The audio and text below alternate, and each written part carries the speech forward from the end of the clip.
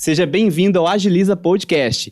Aqui vamos mergulhar em assuntos relevantes e inspiradores que abrangem gestão de pessoas, desenvolvimento pessoal, empresarial, além de explorar temas atuais. E hoje, neste mês de setembro, vamos falar um pouco sobre o Setembro Amarelo. E para trazer esse bate-papo aqui para a gente, trouxe dois convidados de peso, que eu vou já trazer aqui para eles, que é a Eliane Bonfante, que ela é psicóloga e coordenadora do CAPS 3 Florescer. É isso mesmo, né, Eliane? Isso mesmo, é um prazer estar aqui com vocês. É um prazer. E o Daniel Benedetti, que ele é psiquiatra também do CAPS 3 Florescer. É isso mesmo, né, Daniel? Isso mesmo, prazer estar aqui. Ah, muito bom. Muito legal estar aqui com vocês, mas antes eu quero falar aqui, dar um alôzinho para os nossos patrocinadores, né? Que é a Panificadora Pão Delícia. A Panificadora Pão Delícia, ela é especialista em tortas, cestas, pães, tábuas de frios, confeitarias, salgados para festa e eventos, né? Então, assim, é uma gama de produtos muito delicioso, muito, muito bacana da gente, vale a pena ir lá conferir na Panificadora Pão Delícia. E o Trevo Lubrificantes, há mais de 2 décadas, distribuindo qualidade, confiança e tecnologia, oferecendo os melhores produtos das melhores marcas para os vários segmentos, linha leve, linha moto, linha agrícola, linha pesada e linha indústria. Então não deixe também de passar lá na Trevo e conferir todos os produtos que eles têm disponíveis lá para a gente. Né? E claro, a Agiliza Soluções Empresariais. A Agiliza é uma empresa especialista em gestão de pessoas, recrutamento e seleção, treinamentos, cursos, terceirização, administração de estagiários e contratos temporários. Então, está precisando contratar, vai na Agiliza que ela pode te ajudar. Lembrando que as redes sociais dos nossos patrocinadores vão estar aqui na descrição, então vale a pena você ir lá conferir, seguir todo mundo lá nas redes sociais, né? E antes de continuar, para trazer aqui para os nossos convidados, não se esqueça também de deixar seu like, compartilhar essa live, porque o tema de hoje é de suma importância, então vale a pena você aí dar essa força para a gente, já curte e compartilha essa live aqui. Daniel, Eliane, vamos lá. Hoje a gente vai falar um pouquinho sobre o Setembro Amarelo, né, que é uma data muito importante, né, uma data de um valor agregado. É uma data que é necessário a gente tocar nesse assunto, falar sobre isso, né, trazer informações importantes, né.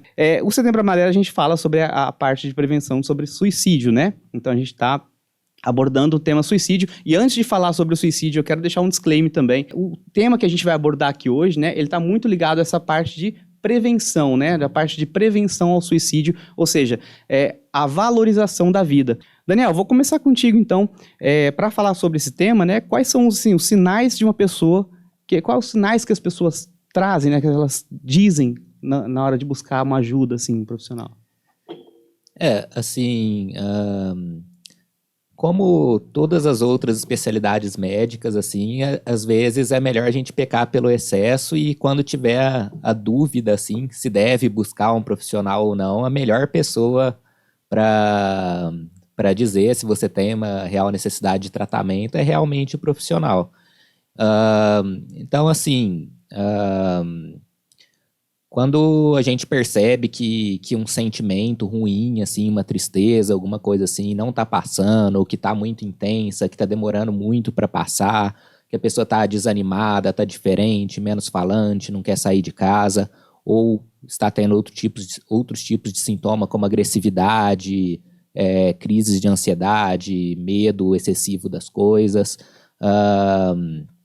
Esse tipo de sintoma são sintomas assim que a gente tem que abrir o olho, que está precisando às vezes passar por uma consulta com um psiquiatra ou está precisando buscar um serviço de saúde mental, passar com um psicólogo, alguma coisa nesse sentido, e aí o profissional vai saber direcionar o que realmente aquela pessoa em específico precisa, assim. Claro que sentimentos como tristeza são presentes na vida de todo mundo e podem acontecer, passar, isso é completamente normal. Mas, principalmente quando estiver demorando muito para passar ou tiver sendo uma coisa que está ocupando a maior parte dos dias, assim, ou for muito intenso, assim, porque às vezes mesmo que seja há pouco tempo que começou, se for um sintoma mais grave, assim, como vontade de não viver mais, coisas desse tipo, já é um sinal para buscar atendimento aí o quanto antes. Uhum. Esses sintomas, eles são sempre iguais, assim? Eles têm uma cadência? Elas seguem uma cadência? Cada indivíduo é um único e é diferente para cada um? Isso depende muito da personalidade da pessoa, da criação da pessoa, do meio social que ela está, até da genética da pessoa, que a genética tem uma influência muito grande nos transtornos mentais, e cada pessoa realmente vai manifestar de um jeito, às vezes, assim, o sofrimento mental, né? Às vezes vai ser com agressividade, às vezes vai ser recorrendo mais ao álcool ou alguma outra substância, e às vezes vai ser o quadro clássico, assim, de tristeza, de ficar no quarto o dia inteiro, de não querer fazer mais nada, de faltar trabalho, começar a faltar o trabalho, de não fazer coisas que davam prazer para ela antes e às vezes até dormir demais também pode ser um sinal importante. Ou outros tipos de sintomas mesmo, como sintomas alucinatórios, ou medo excessivo, crise de ansiedade, esse tipo de coisa. Assim, existe uma grande quantidade de sintomas diferentes que uma pessoa pode manifestar, que pode indicar que ela está tendo algum sofrimento mental, e esse sofrimento mental pode se agravar ou pode, desde o começo, já ser grave e evoluir para a pessoa não querer mais viver e ter esses pensamentos, que é justamente o que a gente está aqui para conversar hoje, né? Então isso vai acontecendo aos poucos, não é uma coisa que a pessoa desenvolve de uma forma mais abrupta, assim, né? Ela passa por transições até chegar no ápice que seria ali o atentar contra a própria vida, seria isso? O mais comum é ser de forma evolutiva, assim, de começar com os primeiros sinais e ir evoluindo, mas podem acontecer, sim, de em alguns casos ser de forma muito abrupta, principalmente se tiver algum acontecimento grave, assim, na vida da pessoa, como um luto muito chocante, uma perda financeira muito grande, ou uma situação que a pessoa se sinta desesperada. Isso pode acontecer de forma abrupta, sim, mas a grande maioria dos casos acontece de forma gradual, assim, e às vezes dá tempo de pegar no começo, digamos assim. Entendi. Eu vou trazer aqui para a Eliane um pouquinho também.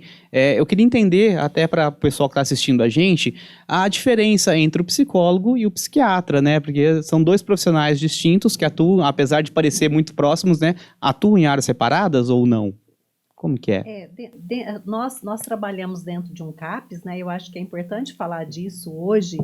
E o que o município de Franca, né, oferece para a população, que é um departamento que, como o Dr. Daniel acabou de citar, a gente trabalha com a singularidade, né, desse paciente que nos procura. E pensando sobre isso, dentro de um CAPS a gente trabalha com uma equipe. É uma equipe multidisciplinar que se mistura, que conversa muito, né? Então a gente trabalha de forma interdisciplinar. E quando a gente fala essa questão do trabalho interdisciplinar, os saberes, eles se misturam, né? O saber do psiquiatra é um específico, do psicólogo também. E o psiquiatra, o que ele vai fazer? O Daniel pode falar um pouquinho melhor, né, sobre isso, mas ele entra com o tratamento medicamentoso, né? Sabendo a dosagem ideal, acho que ele vai falar um pouquinho melhor que eu. E o psicólogo não, o psicólogo ele já vai atuar mesmo na questão psicológica, né? O que está acontecendo com esse paciente que nos procura, qual que é a necessidade psicológica que ele apresenta. E falando mais uma vez desse trabalho que a gente desenvolve, o trabalho dentro de um CAPS, ele é todo, a gente senta muito para conversar e discutir a melhor forma de atender esse paciente diante da demanda que ele apresenta, né? Os sinais e sintomas que ele apresenta, às vezes ainda com o mesmo transtorno, esses sinais e sintomas eles diferem. E aí que a gente senta para discutir sobre isso, né? Qual o melhor tratamento? Que aí é o que a gente tem no CAPS, que é o nosso carro-chefe, que a gente chama de PTS, que é o Projeto Terapêutico Singular. É o plano de tratamento dessa pessoa dentro do departamento. E nesse plano de tratamento, que a gente oferece para aquela pessoa que nos procura, né, lembrando que a gente atende transtorno mental grave, aí nós traçamos para ele um plano né, um projeto terapêutico com vários profissionais de várias áreas e não só, né, o psicólogo e o psiquiatra dentro de um CAPS. E hoje quem pode buscar um CAPS? Todo mundo? Toda a população? O CAPS, ele é o Centro de Atenção Psicossocial, né? E aqui em Franca nós temos a modalidade 3, que isso tem a ver com o número de habitantes de um município, né? Então, o CAPS ele é um departamento com portas abertas. Mas lembrando que o que nós acabamos de dizer aqui é um departamento que atende transtorno mental grave, né? E aí você me pergunta, Eliane, mas e quem está triste, né? Isso não é importante? É importante também, e nós não estamos falando que o nível ou o índice de sofrimento de um é menor ou maior que o outro. Mas a hora que essa pessoa nos procura, que ele chega dentro do CAPS, a gente avalia, né? Nós temos profissionais que ficam de plantão, e aí nós vamos avaliar se esse caso ele é para CAPS, é o caso para a gente montar para ele um plano de tratamento, né, o projeto terapêutico singular, ou se talvez ele é um paciente, né, uma pessoa, um cidadão que pode ter o seu tratamento na atenção básica, né, se ele pode ficar mesmo na sua casa ou se ele precisa estar dentro do CAPS, do departamento, né, que a gente trabalha. E aí a pessoa pode chegar lá, então, como você disse, ela encaminha, passa por essa triagem, e aí o CAPS diz se ela é ou não um candidato ali para estar esse tratamento, né? O vice-versa também funciona? Ela pode ir até um UBS e a UBS indicar o CAPS para ela? Sim, nós recebemos várias pessoas, né, com encaminhamentos para o CAPS, e chega sempre para a gente, né, Daniel, pessoas do pronto-socorro, muitos egressos de internação psiquiátrica, né, pessoas que passaram por algum momento bem difícil, né, que estão internados na Santa Casa também, nós recebemos vários pacientes. Então, todos os departamentos de Franca, nós atendemos só Franca especificamente esse CAPS, né, então todos os departamentos eles nos encaminham. Mas independente também do encaminhamento, a porta é sempre aberta. Então, se as pessoas chegarem e precisarem de uma orientação, nós vamos orientar, fazer essa triagem, esse acolhimento, né, que a gente chama, é um primeiro acolhimento, e aí, se necessário, a gente senta para discutir, né? E aí, esse trabalho que eu falo, que é a equipe multidisciplinar trabalhando de maneira interdisciplinar. A gente senta para discutir a melhor forma de tratar aquela pessoa que nos procura. Então, caso a caso, né? Vocês Sim, reúnem a o caso a caso. singularidade. É exatamente isso. Nossa, muito bacana, muito bacana. Aí a pessoa chega, ela procura vocês lá, e aí vocês identificam, porque nem sempre, me corrija se eu estiver errado, nem sempre a pessoa sabe o que ela tem, né? Fala assim, pô, eu tô com uma tristeza, uma angústia, um peito fechado, que não consigo me expressar. Vocês direcionam e dão esse diagnóstico para ela. É mais ou menos assim que funciona também. Fechar um diagnóstico nem sempre é tão fácil, né? Às vezes precisam vários encontros para a gente entender o que está acontecendo. E se de repente é algo bem tranquilo, num primeiro encontro, o profissional consegue identificar e deixar também aquele paciente que nos procura tranquilo, nós podemos falar para ele, olha, tá tudo bem, você pode procurar, né, atenção básica, e tá ok. Se a gente tem qualquer dúvida, aí é o momento da gente sentar e discutir. Porque, às vezes, os sintomas, como a gente acabou de dizer aqui, o mesmo transtorno, que eu acho que o Daniel vai poder falar dos transtornos aí pra gente, né? O mesmo transtorno, ele tem sintomas diferentes. Então, às vezes, a mesma patologia, né, o estado patológico daquele momento difere de um outro que nós já atendemos alguns momentos antes. Então, a gente realmente avalia para ter certeza das nossas orientações. Doutor Neff, pode falar então sobre os transtornos? Assim, também voltando nessa pergunta da diferença do psiquiatra e do psicólogo, que é uma pergunta muito importante, como a gente não está falando só de CAPS também, a gente está falando de saúde mental num contexto geral, assim. A psiquiatria, ela é bem focada, assim, em tratar doenças mentais, tratar transtornos mentais. Aí vão ser os diagnósticos, por exemplo, transtorno da ansiedade generalizada, transtorno depressivo, transtorno bipolar, esquizofrenia, transtorno obsessivo-compulsivo. Então, assim, a psiquiatria é focada em tratar doenças mentais, em tratar transtornos mentais. A psicologia tem uma área de atuação muito ampla, assim, não só tratando doenças mentais, trata também, assim,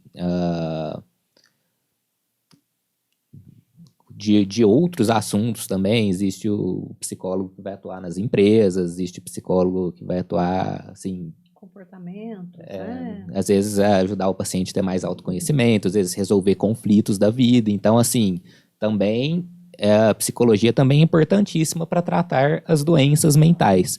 Mas a psiquiatria é uma área mais focada em realmente em dar diagnóstico, fazer o tratamento do diagnóstico específico. O diagnóstico psiquiátrico, ele às vezes consegue fazer na primeira consulta, assim. Às vezes eu atendo o paciente em 10, 15 minutos, nos 10, 15 minutos primeiros de consulta eu consigo pensar, nossa, esse paciente tem um transtorno depressivo, ou esse paciente tem um transtorno de ansiedade. Mas não é sempre assim. Muitas vezes os pacientes que nos procuram nos CAPs, a gente não vai saber qual que é o diagnóstico deles num primeiro momento, assim. Só que pela gravidade, assim, pelo prejuízo funcional que o paciente apresenta, pelo nível de funcionalidade, assim, que o paciente apresenta, a gente consegue traçar um plano, assim, de, por exemplo, onde que esse paciente vai ser melhor tratado. Vai ser aqui no CAPS? Vai ser em outro lugar? E a gente, mesmo sem dar o diagnóstico, porque esse paciente, quando ele chega lá, ele também não é avaliado por um médico psiquiátrico no momento, né? Ele é avaliado por um outro profissional que está num plantão de acolhimento, e ele não vai estar preocupado em fazer o diagnóstico, ele vai estar preocupado em saber, em fazer um plano de tratamento para o paciente e orientar. Mesmo que ele não vá fazer o tratamento no CAPS, ele tem que ser orientado, olha, com que prazo que você tem que procurar atendimento, onde você tem que procurar atendimento. Então, assim, para decidir aonde o paciente vai tratar, não é o diagnóstico que é o mais importante, sim o nível de comprometimento, o grau de funcionalidade, a gravidade da doença, que às vezes a gente vai ter esses indícios mesmo sem saber do diagnóstico. E esse grau esse grau, né, que as pessoas vão até lá e vocês acolhem, existem, como vocês disseram, desde os mais leves, no que pode ser tratado numa OBS, por exemplo, quanto as pessoas que realmente já estão assim no ápice, né? Esses que já vão lá assim, não tem mais o que fazer, vocês já atendem na hora, vocês já acolhem na hora, assim, um caso grave mesmo, assim. Bom, com certeza, assim, os casos mais graves a gente faz o que tiver que ser feito para dar uma estabilizada, assim. Às vezes, se for um caso tão grave, por exemplo, um surto psicótico, que o paciente está alucinando, está agressivo, tudo, às vezes a gente até tem que, num primeiro momento, mandar o paciente para o pronto-socorro, porque o CAPS nem sempre vai ter um médico lá. E às vezes o paciente está precisando de uma medicação para ser sedado no momento e ele pode, por exemplo, passar por uma avaliação no pronto-socorro, receber a medicação e depois ser liberado para fazer o tratamento contínuo no CAPS, porque o paciente que teve esse surto provavelmente pode ter outros surtos também, e aí a gente, dependendo da gravidade do quadro, a gente vai alocar nossos recursos assim para... Por exemplo, se for um quadro muito grave que precisa de um atendimento médico muito rápido, a gente vai priorizar esse caso para um atendimento médico. Se for um caso que tiver uma demanda psicológica assim, muito importante, também a gente vai priorizar esse atendimento. E com certeza a gente avalia, com certeza atende mais rápido sim os casos que estão mais graves, porque assim, a questão de priorizar nossos recursos e os casos mais graves precisam ser atendidos mais rápidos mesmo. Não, com certeza. Quer adicionar alguma coisa sobre isso, Liana? Acho que é só para falar um pouquinho até sobre essa questão do CAPES, né? Eu acho que é importante a gente falar e lembrar que nós não somos, né, um dispositivo de urgência e emergência, né? O CAPES, ele é um departamento para se fazer cumprir o PTS, o Projeto Terapêutico Singular. Nós temos as consultas, mas num caso extremamente grave, né, que talvez exista um risco iminente ali de morte, né? Esse caso ele deve ser direcionado mesmo ao pronto-socorro, porque nós não temos nenhum dispositivo de urgência e emergência dentro do nosso departamento, né? Então, acho que é bem importante lembrar um pouquinho sobre isso, né? No caso de uma ingestão, por exemplo, de medicação. Então, essa pessoa, né, deve ser encaminhada, sim, ao pronto-socorro. Acho que é importante lembrar sobre isso. Uma curiosidade minha, o pronto-socorro, ele tem esse acolhimento das pessoas que estão passando por esse tipo de situação? Tipo assim, pô, tô com a cabeça muito... Meu próximo passo é cometer o suicídio, vamos dizer assim. Se eu vou dar uma chance, eu posso ser acolhido no pronto-socorro? Sim, o pronto-socorro é o lugar que uma pessoa que precisa de um atendimento médico imediato vai procurar. Até de saúde mental. Até de saúde mental. Lá no pronto-socorro tem psiquiatra num período, assim, se não me engano, até às 7 horas da noite.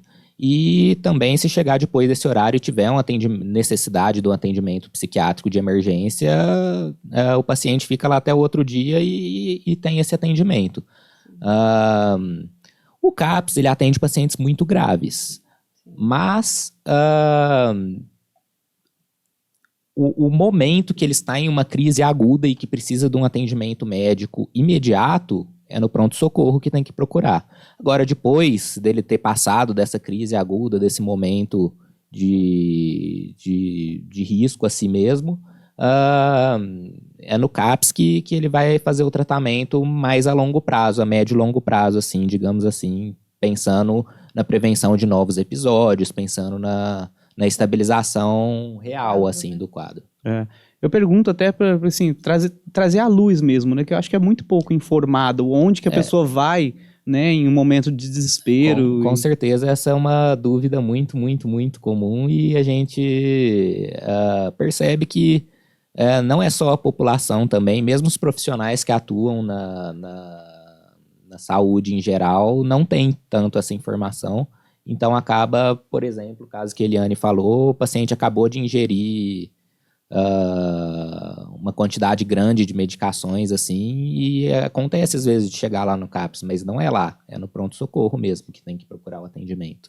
Porque, assim, tem que passar por alguns procedimentos, às vezes tem que fazer lavagem, às vezes não, às vezes tem que passar por uma observação clínica mais prolongada, e o lugar é o pronto-socorro. Entendi. Falando dentro do tema do suicídio ainda, quais são os transtornos mentais, assim, os transtornos que mais levam ao pensamento suicida? Bom, o transtorno mental, que é um transtorno mental que é muito comum, e por isso vão ter muitos casos de pensamentos de morte, de vontade de tirar a própria vida, é o transtorno depressivo maior. Ele não é... assim, existem tantos pacientes que têm esse transtorno que a porcentagem dos que vão acabar tentando alguma coisa contra eles mesmos é muito pequena, mas esse transtorno é tão comum, tão prevalente que num número absoluto assim vai trazer grande parte dos casos, tanto de tentativas quanto de realmente de morte. Transtorno depressivo maior, qualquer um pode ter, independente de gênero, de classe social, de idade. Qualquer pessoa está sujeita a ter um episódio depressivo, que normalmente é caracterizado por uma tristeza a maior parte do tempo, falta de vontade de fazer as coisas, diminuição de energia, e de uma duração de pelo menos, assim, pelos critérios diagnósticos, de 2 semanas, assim. Mas, como eu disse, se forem sintomas muito intensos, às vezes precisa de uma atenção mais rápida, mesmo antes de 2 semanas, assim. Fora o transtorno depressivo, que a gente chama na psiquiatria de transtorno depressivo maior, existem outros transtornos que frequentemente levam a esses pensamentos. Como, por exemplo, o transtorno bipolar, que é bem menos frequente do que o transtorno depressivo maior, que pode se manifestar tanto com uma depressão igualzinha do transtorno depressivo maior, mas também tem uma outra fase da doença, que é uma fase que a gente chama de mania ou de hipomania, que a pessoa tem um aumento de energia muito grande, precisa dormir poucas horas por noite, fica elétrica, acelerada, muito falante, às vezes fica impulsiva, às vezes fica irritada. Esse transtorno, inclusive, apesar da pessoa estar com energia muito alta, estar eufórica, assim, ela pode ter esses pensamentos também. Existe a esquizofrenia, que é uma doença que se vê muito em filmes, assim, de hospitais psiquiátricos, mas que, na verdade, é uma doença muito ampla, assim. Na verdade, nem todos os esquizofrênicos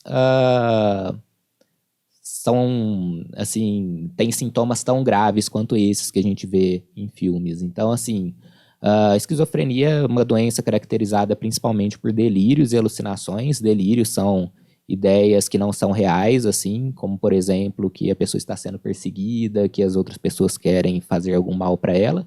E alucinações são alterações dos nossos sentidos, né? A pessoa enxerga alguma coisa que não existe ou escuta algo que não existe. E a esquizofrenia é uma doença que realmente tem frequentes tentativas de autoextermínio e assim, às vezes não é o que as pessoas sabem, né, que leva a esses pensamentos. Também existe uma doença que antes era muito desconhecida e agora tem sido cada vez mais conhecida, que se chama de transtorno de personalidade borderline, que é uma doença que leva muito a esses pensamentos autolesivos, assim, que é uma doença que a pessoa tem muita instabilidade de humor, que ela é muito intensa, frequentemente vai cometer automutilações, frequentemente vai ter tentativas de suicídio. Então, assim, também é uma doença muito importante que tem ganhado mais visibilidade, assim, as pessoas estão conhecendo cada vez mais, que é uma doença que é muito importante que a pessoa esteja em tratamento para evitar que tenha esses casos, né, que a gente está discutindo hoje do Setembro Amarelo. O pensamento intrusivo também, ele é caracterizado nesse sentido de fazer a pessoa, né, aquele pensamento intrusivo. Acho que é o descontrole, né, porque todos nós temos pensamentos intrusivos, certo? Ou seria... assim, na verdade, um pensamento intrusivo se caracterizaria, assim, por um pensamento que vem na nossa cabeça sem a gente querer. Porém, não necessariamente ele é algo perigoso, assim. Existe uma doença, que é o transtorno obsessivo compulsivo, o TOC, né? Que às vezes traz esse tipo de pensamento sem a pessoa realmente querer fazer aquilo ou ter a chance de fazer aquilo. Por exemplo, uma pessoa com TOC pode estar caminhando por uma ponte, assim, e vir o pensamento dela pular da ponte. E isso é um pensamento intrusivo, mas não quer dizer que aquela pessoa, às vezes aquela pessoa está feliz, ela gosta da vida dela, ela não quer fazer aquilo e às vezes vem esse pensamento. Em outros casos, em pacientes que realmente estão muito adoecidos e que perderam, sim, a vontade de viver e que esses pensamentos vêm, aí sim são casos que a gente tem que ter maior atenção e que correm maior risco. Entendi. Na terapia também, na psicologia, o que eu entendi, então, assim, é que em conjunto vocês fazem esse trabalho, né? Vem com a parte de medicamento e vem com a parte do tratamento da terapia, né? Seria, então, essa dualidade que precisa acontecer para ter esse acolhimento em casos de suicídio, em casos assim. Tanto a psiquiatria quanto a psicologia tem, assim, quanto ao tratamento, quanto à parte específica de tratamento de doenças mentais, de transtornos mentais. Há pacientes que podem ser tratados com o psiquiatra ou com o psicólogo e que com qualquer um dos dois funcionaria o tratamento. Estabilizam, né? Há pacientes que precisam tratar com os dois. E há também pacientes que Vou dar um exemplo. Por exemplo, um paciente esquizofrênico que esteja delirante, muitas vezes ele não vai ter condições num primeiro momento de fazer psicoterapia e vai ter que estabilizar com medicação. Por outro lado, um paciente que está vivendo um momento muito difícil, um luto muito pesado na vida, assim, ele também não vai conseguir, talvez, progredir sem terapia, assim. Então, existem casos que qualquer um dos dois pode resolver, existem casos que precisa dos dois, e existem casos que vai ser mais focado ou para o psiquiatra ou para o psicólogo num primeiro momento, mas assim,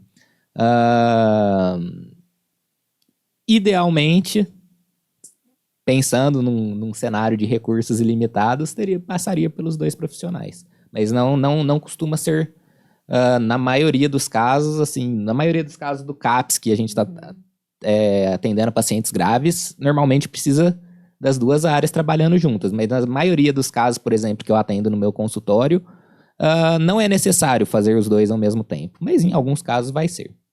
Porque falando justamente sobre essa questão da prevenção ao suicídio, né, a pessoa, porque é um caso grave, né, todo mundo que tem esse pensamento, assim, pô, vou chegar nesse limite, né, já está em um estado grave já, né, vocês considerariam isso já um estado grave, não? Bom, depende muito, assim, de quão frequentes estão sendo esses pensamentos, de qual é a real intencionalidade daquele pensamento, porque a pessoa falar sobre não querer mais viver já é algo que é um alerta, assim, já é um alerta, já tem que procurar atendimento, tudo. Só que a gente também tem que avaliar essa queixa, assim, e quem tem que avaliar são os profissionais da área mesmo, né? O familiar que está vendo um paciente dizendo que não quer mais viver, tem que levar no médico, tem que levar no serviço de saúde mental para avaliar. Mas nós, como profissionais, a gente tenta fazer uma separação, assim. Um paciente que está depressivo e tem pensamentos vagos de não querer mais viver, de que a vida não está mais valendo a pena, mas que não tem aquele planejamento, aquela intencionalidade suicida, é um caso que a gente vai, assim, ter que tratar, vai ter que prestar bastante atenção no tratamento, mas não é um caso nunca que a gente vai cogitar, por exemplo, uma internação psiquiátrica.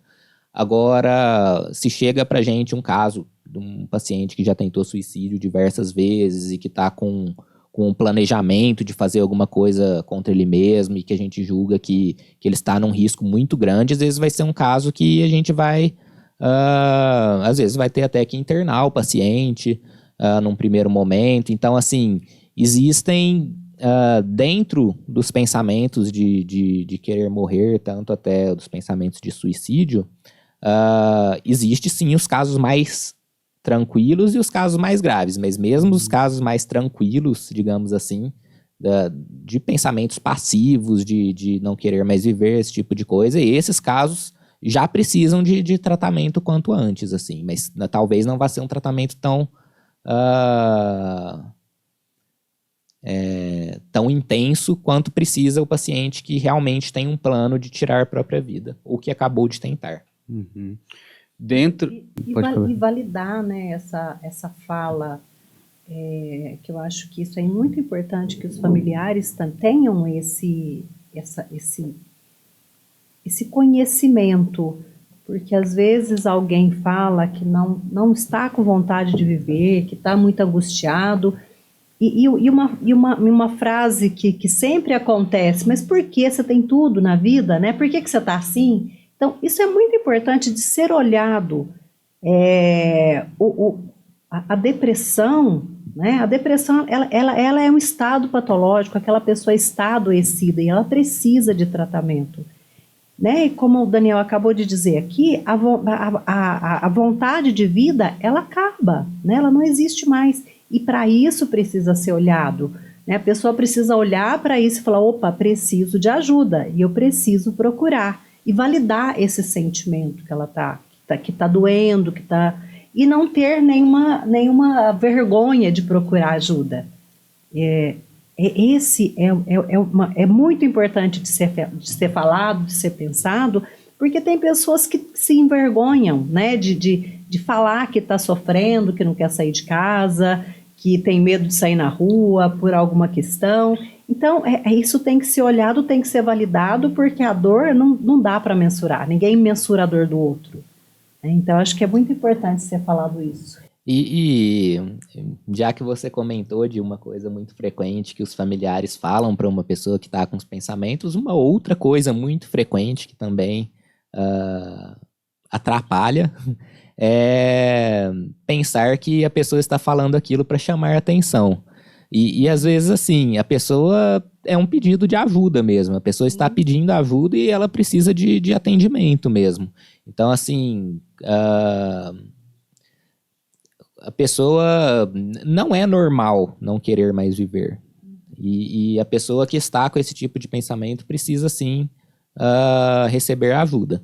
E que nem, assim, também não quero que as pessoas tenham medo de buscar ajuda pensando, não, vou ser internada se eu buscar ajuda falando que eu não quero mais viver, e não é bem assim. A internação é realmente um recurso que a gente usa em poucos casos e é um recurso realmente para salvar a vida da pessoa, assim. Como proteção. Como proteção. Então, assim, não precisa ter receio de buscar atendimento uma pessoa que tenha perdido a vontade de viver ou que não queira mais viver, porque vai ser realmente visto a individualidade do caso e o que dá para fazer para ajudar. Até para informar, então, o núcleo familiar, né? Como acolher essa pessoa dentro da própria casa, como falar, o que falar para ela. Assim, a pessoa, você tá conversando com a pessoa fala, tô tão desgostoso, quero dar um fim na minha vida. Como você acolhe isso dentro de casa? E a minha segunda pergunta seria, a pessoa tem forças para ir sozinha ou você, como família, familiar, precisa acompanhar ela e dar força para ela ir buscar uma ajuda? É algo muito individual, né? Às vezes é muito frequente a pessoa ter força, sim, para buscar ajuda, isso é muito frequente. Porém, há casos que também dependem de características de personalidade, tanto quanto da gravidade da doença, que a pessoa não vai buscar ajuda. Às vezes ela é muito dependente dos parentes, dos pais, ou às vezes está com uma doença muito grave, e às vezes vai precisar sim que um familiar chegue e fale, olha, eu vou marcar uma consulta para você precisa ir consultar. Então, assim, acho que o mais importante nesses casos é facilitar o acesso ao atendimento de um profissional. Eu acho que isso é a coisa mais importante, tá? Fora isso, é importante não ter essas falas que a gente falou de estar tentando só para chamar atenção ou desmerecer o sofrimento da pessoa. Você tem a vida tão boa, tem tanta gente com a vida pior do que a sua. Esse tipo, assim, machuca as pessoas que estão passando, né? Por esse tipo de... E assim, oferecer apoio, não forçar a pessoa, que é muito frequente também, a gente vê a pessoa tá lá depressiva, desanimada, meio que forçar a pessoa a levantar, fazer alguma coisa, isso aí não é tão legal, assim, é legal oferecer apoio, pode convidar, assim, a pessoa a fazer outras atividades, tudo, mas assim, o mais importante mesmo é facilitar o acesso a um profissional de saúde mental, porque o profissional que vai saber orientar, o próprio profissional vai saber dar essas orientações. No caso daquela pessoa, o que é melhor fazer? É melhor estimular ela a levantar da cama e fazer uma caminhada? É melhor deixar ela na dela, esperar o remédio fazer efeito? Então, cada caso, o profissional vai saber orientar. Então, o principal tem que ser facilitar o acesso ao profissional. E esse vínculo, né, falando até da família...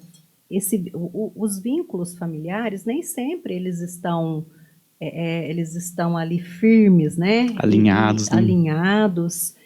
E às vezes o familiar não percebe, né? E como você falou, né? Como ajudar?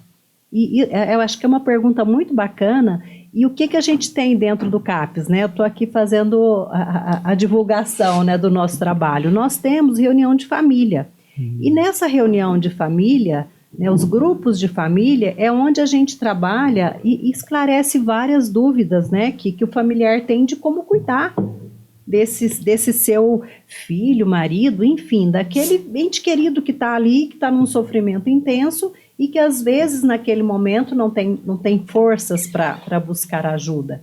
E o familiar também às vezes não consegue, né, por questões de vulnerabilidade social ou vínculo né, que estão rompidos, mas a gente também oferece. E a gente oferece, inclusive, essa ajuda, esse suporte familiar para a família, e às vezes o paciente nem está lá no CAPS.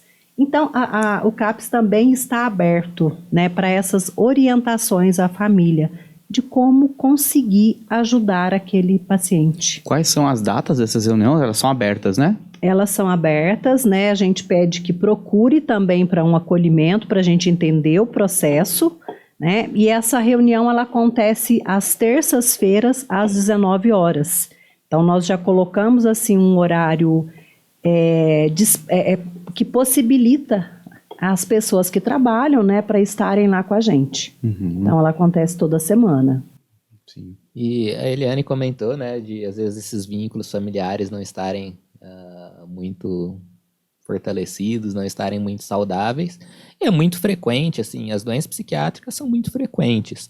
É muito frequente que uma família inteira esteja adoecida ao mesmo tempo, e às vezes quem busca ajuda é o paciente, que é o mais grave lá, mas às vezes a gente, no atendimento do paciente ou no acolhimento, no nosso serviço, a gente percebe que há uma demanda do familiar também se tratar, e às vezes é necessário tratar tanto o paciente quanto o familiar para ter um resultado melhor, assim, porque às vezes quando duas pessoas estão se adoecidas, elas, ao invés de se ajudarem, elas se atrapalham, assim, isso é muito comum, muito mesmo.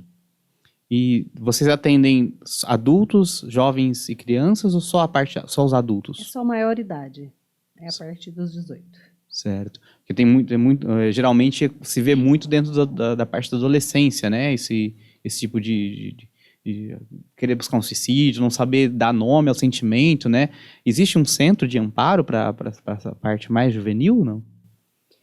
Existe sim, eu não vou saber falar sobre Uhum.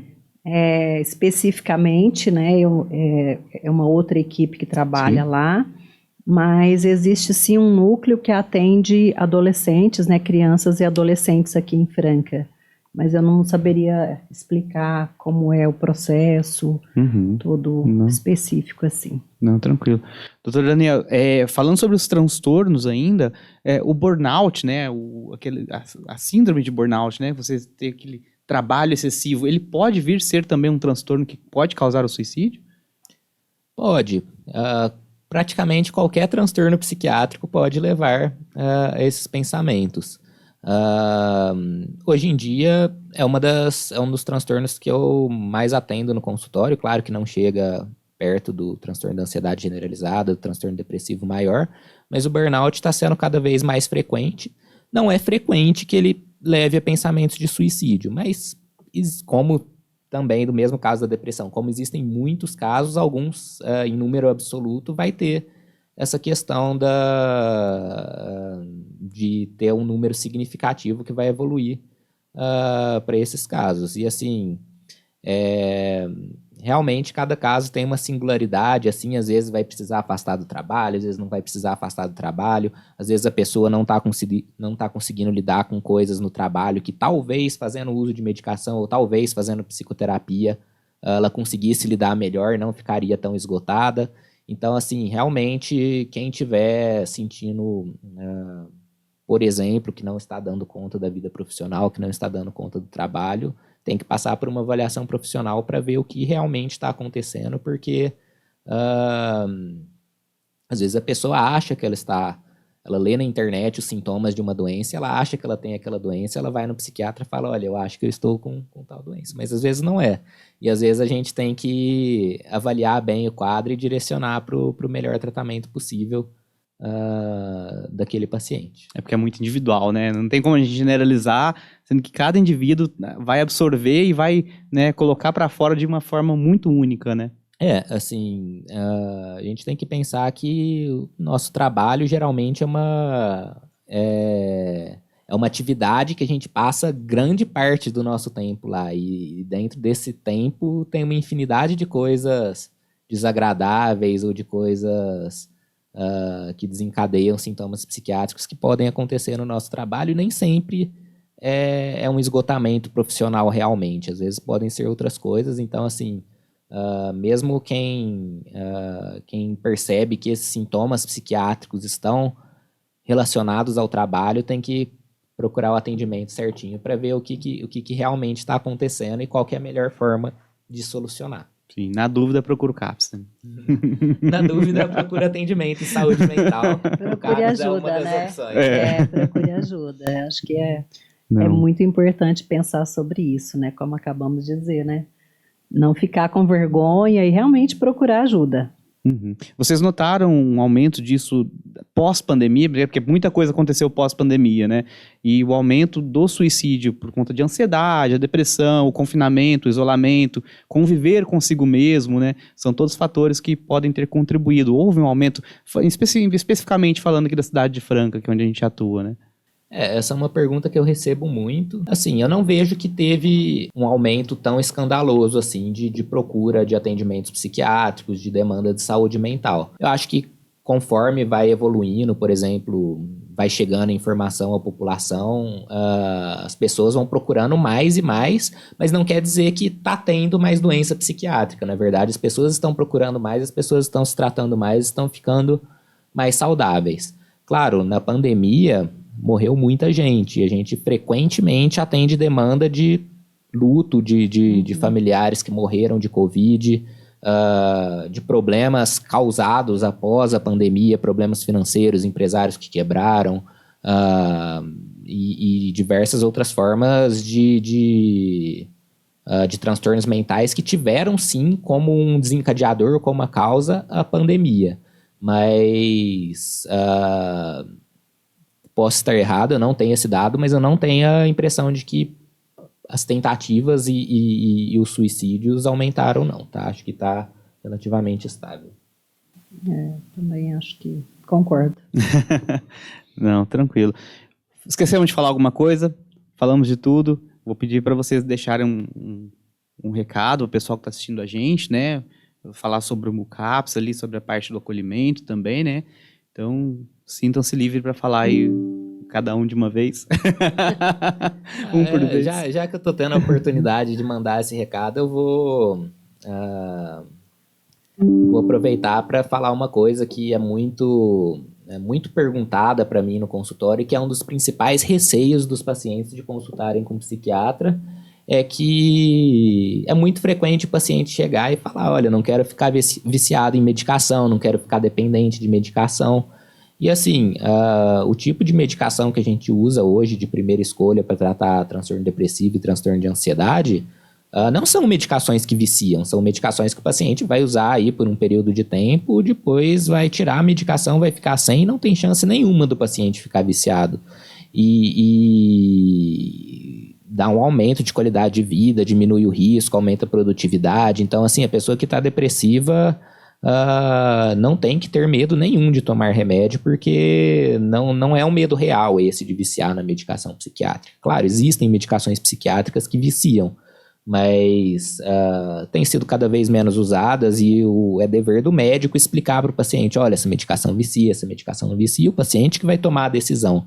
Então, que as pessoas não pensem, eu vou consultar no psiquiatra e vou ficar viciado em remédio, porque não é assim que funciona. O paciente vai ter o poder de escolha do que ele vai tomar e pode pedir para o médico explicar, e o médico deve explicar mesmo se o paciente não pedir explicações, né? Uhum. Eu acho assim que, pensando até, né, no nosso departamento específico, algo que a gente fala muito para aquelas pessoas que nos procuram é que a gente quer que eles fiquem lá o menor tempo possível, né, que siga a sua vida. Eu acho que tem a ver, né, com o que o Daniel acabou de dizer, que o tempo de tratamento, ele tem um tempo, né, e depois ele estabiliza. E eu costumo dizer que o transtorno mental, ele não difere de outras patologias, né? Vamos imaginar aí uma hipertensão. Às vezes a pessoa tem uma crise hipertensiva e às vezes ela tem até que ser hospitalizada por algum momento, né? Daqui a pouco essa hipertensão por questões que somatiza e tudo mais, ela estabiliza e aquilo passa. E por que não olhar também para o transtorno mental, para a psiquiatria dessa forma?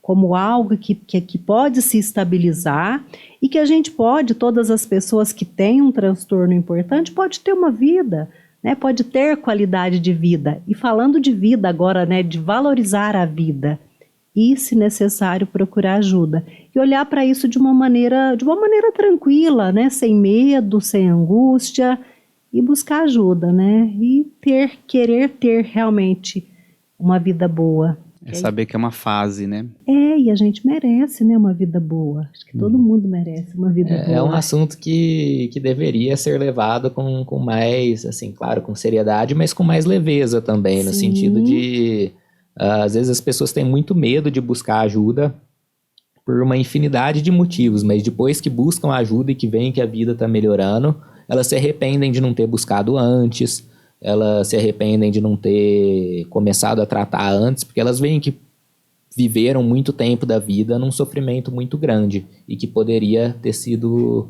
aliviado antes. Sim. Então, assim, realmente a mensagem é não ter medo de buscar ajuda. É isso aí. Sim. É isso aí. Gente, eu agradeço muito a presença de vocês aqui, Eliane, doutor Daniel, né? Espero ver vocês uma outra oportunidade para a gente falar de outros assuntos, né? E eu quero agradecer também a você que esteve aqui com a gente. Não se esqueça de curtir essa live, compartilhar para quem está precisando, né, de ter esse esclarecimento de todos os assuntos que nós abordamos aqui hoje. Eu vejo vocês também numa próxima oportunidade. Obrigado e até mais.